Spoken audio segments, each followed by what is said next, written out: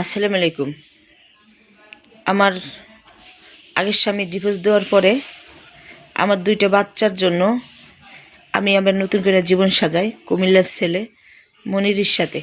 যে মনির সৌদি ধাম্মাম জুবাইলে ছিল, তারপরে জায়গার থেকে কোনো কারণে রিয়াদে ছিল।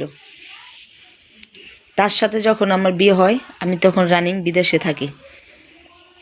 আমি তাকে 9 মাস কামাই করে টাকা দিছি 10,800 রিয়াল, মানে এটার হিসাব আসে 3,48,000 টাকা। আমার টাকা দিয়েই সে তার ফুলাকে বাংলাদেশে আনছে। সে বিয়ের সময় বলছিল আমার কোনো টাকা পয়সা নেবে না, আমার বাচ্চাদের ভালোবাসবে। আমার বাচ্চাদের যে ভালোবাসা না বাসবে আমি সে পুরুষের সংসার কখনোই করব না। কিন্তু যাই হোক, তার পোলাকে বিদেশে নিয়ে ভালো জায়গায় সেটেল করে দেয়। সে বিদেশ থেকে বাংলাদেশে আসে।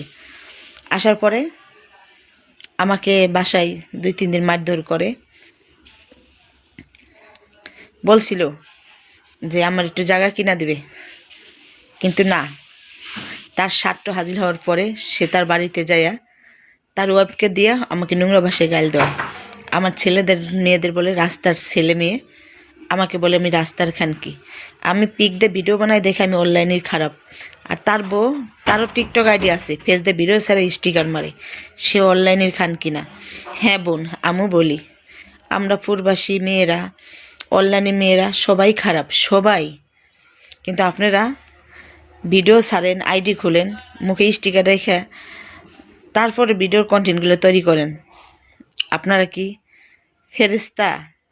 আর সব দোষ ডিভোর্সওয়ালা দূরপ্রবাসী মেয়েদের। আরে আপনাদের স্বামীকে সামলান, তারপরে দূরপ্রবাসী মেয়েদের বললেন।